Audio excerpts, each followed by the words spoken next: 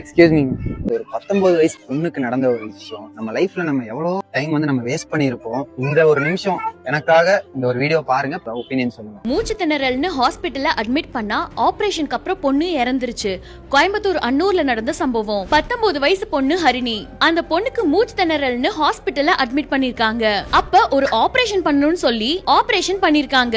ஆனா பொண்ணு கொஞ்ச நேரத்திலேயே இறந்துட்டதா சொல்லப்படுது. சொந்தக்காரங்க பொண்ணு எப்படி இறந்துச்சு, என்ன ரீசன்னு கேட்டு போராட்டத்துல இறங்கிட்டாங்க. பிகாஸ் ப்ராப்பர் ஃபெசிலிட்டியே இல்லாம அங்க ஆபரேஷன் பண்ணதா சொல்லப்படுது. பொண்ணோட அக்கா நர்சிங் படிச்சிருக்காங்க. அவங்க ஹாஸ்பிட்டல் டாக்டர்ஸ் கிட்ட என்ன அனஸ்தீசியா கொடுத்தீங்க, எதுக்கு வெண்டிலேட்டர்ல வச்சிருக்கீங்கன்னு சொல்லி அடுக்கடுக்கா கேள்வி கேட்டிருக்காங்க. கேள்விக்கு எந்த ஒரு ப்ராப்பர் பதிலும் ஹாஸ்பிட்டல் சைடுல இருந்து வரல.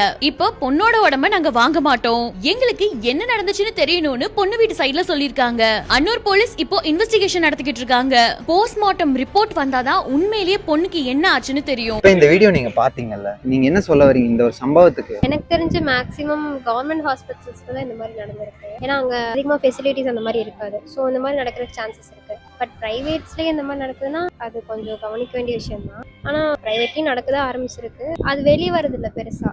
வெளியே வந்தா இந்த மாதிரி ஏதாச்சும் பிரச்சனையா வருது. ஆனா அது கொஞ்ச நாளே அதே இதாயிடுது. இதே கவர்மெண்ட்னா கவர்மெண்ட் இப்படிதான் அப்படிதான் சொல்லிட்டு இது பண்ணியிருப்பாங்க. பிரைவேட்ல எப்படி நடக்குதுன்னா அது நம்ம பார்க்கதான் ஆகணும். தெரிஞ்சு நம்ம கொஞ்சம் அவேரா இருக்கிறது தான் நல்லது. பார்த்து நம்ம தான் இது பண்ணிக்கணும். என்னதான் இந்த மாதிரி இன்சிடென்ட்ஸ் நடந்தாலும் பெரிய பெரிய ஹாஸ்பிட்டல்ஸ் அவங்க என்ன பண்ண நினைக்கிறாங்கன்னா, உள்ளேயே அந்த அமௌண்ட் கொடுத்து மூடி மறைக்கிறதுக்கு தான் பாக்குறாங்களே தவிர இது வெளில போனா ஹாஸ்பிட்டல் பேர் கெட்டுரும். நிறைய பேர் அப்படிதான் யோசிக்கிறாங்க. இதான் நான் பொதுவா சொல்றேன். இது இங்கேன்னு மட்டும் இல்லைங்க, நிறைய ஹாஸ்பிட்டல்ஸ்ல நம்ம தமிழ்நாட்டுல இந்த மாதிரி நடந்துட்டே தான் இருக்கு. ஸோ இனிமே நடக்க கூடாதுங்கிறதுக்காக தான் இன்னுமே இந்த விஷயம், இந்த பொண்ணு இறந்து போனது நிறைய பேருக்கு தெரியாம இருக்குங்க.